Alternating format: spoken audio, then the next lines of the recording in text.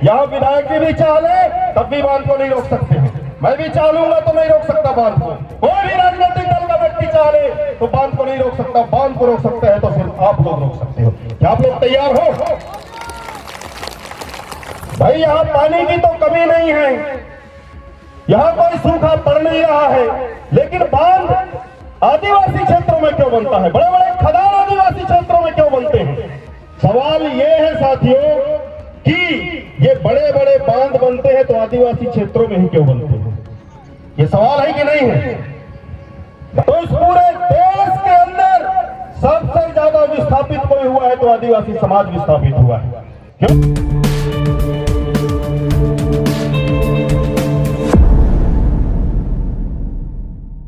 कि आप न होते तो ये देश खुशहाल नहीं होता। साथियों, साथ ही साथ इस कार्यक्रम में आए हुए जितने भी ग्राम पंचायत हैं, सबसे बड़ी लड़ाई तो ग्राम पंचायत के वार्ड मेंबर लोग लड़ रहे हैं इस बांध की। सही बोल रहा हूं कि गलत? वार्ड मेंबर लड़ाई लड़ रहे हैं ना। इसके बाद में सरपंच लोग लड़ाई लड़ रहे हैं। बाकी हम नेता लोग जो है, क्या होता है, नेता लोग भीड़ को देखते हैं तो ऐसा लगता है यार ब्लैंक चेक दस्तखत मार लिया जाए। लगता है कि नहीं लगता है? नेताओं को भीड़ देखे तो लगता है कि ये ब्लैंक चेक है, दस्तखत मार ले।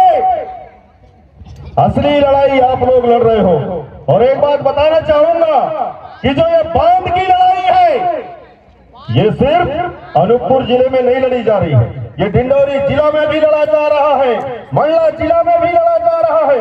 आपके क्या बोलते हैं बसनिया बांध, वहां पे भी यही नर्मदा में बांध की लड़ाई चल रही है। यहाँ पे शोभापुर अपर नर्मदा बांध की लड़ी जा रही है।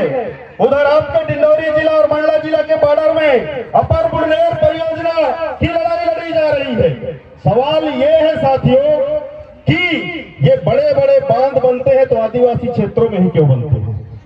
ये सवाल है कि नहीं है?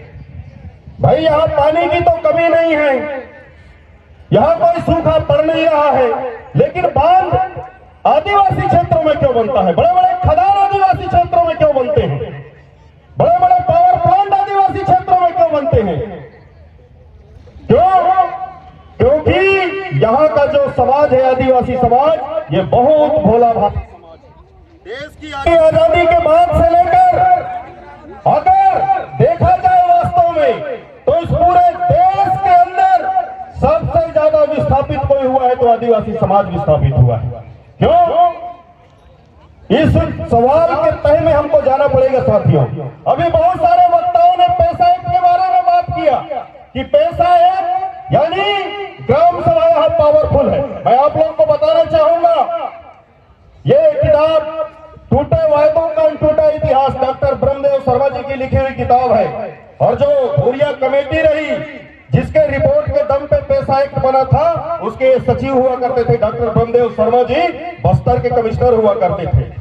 इस किताब को आप लोग पढ़िएगा बढ़िया, तब समझ में आएगा कि 1996 में जब पैसा एक्ट बना, केंद्र में जिसकी भी सरकार रही हो, मध्य प्रदेश में जिसकी भी सरकार रही हो, मैं नाम नहीं लूंगा, लेकिन भारत के संसदीय इतिहास का पहला कानून रहा पैसा कानून, जो बिना बहस के 1 मिनट के अंदर पास हो गया।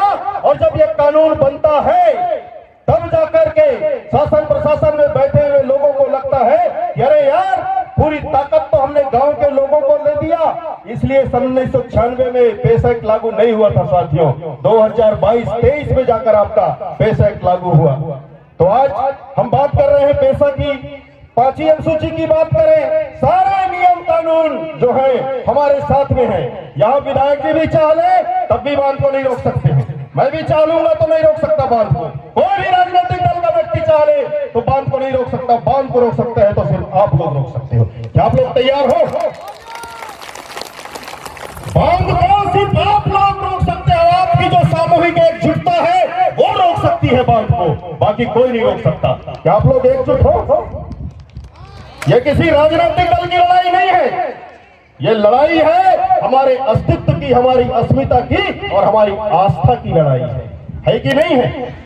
हमारी आस्था मां नर्मदा के प्रति, हमारी आस्था लिंगोगढ़ के लिंगो शक्ति के हमारी आस्था करवे मट्टा की करम श्री माता के प्रति जो आस्था है, ये हमको जिताएगा इस लड़ाई को। जो हमारी सामूहिक एकजुटता है, ये हमको इस लड़ाई में विजय दिलाएगा। साथियों, जिस जगह पे हम रहते हैं, मैंने पिछले बार भी आप लोग को बताना चाहूंगा कि 2007-8 से बांध की लड़ाई चल रही है। मेरे मूछ भी नहीं आ रहे होंगे, तब से आप लोग इस बांध की लड़ाई को लड़ रहे हो कि नहीं लड़ रहे हो? 2006-7 से लड़ाई चल रही है बांध की नहीं चल रही है?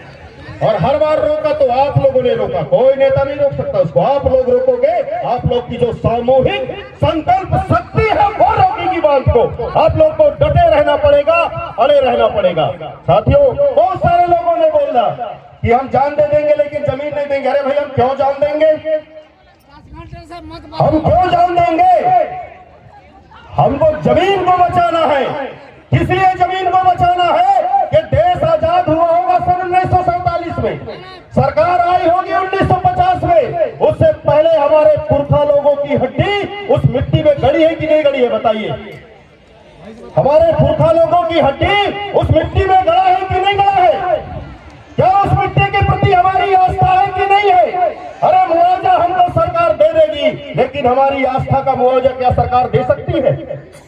बताइए। जब ये बरगी बांध बना था, बाणसागर बांध बना था, उस समय इफरात में जमीन था।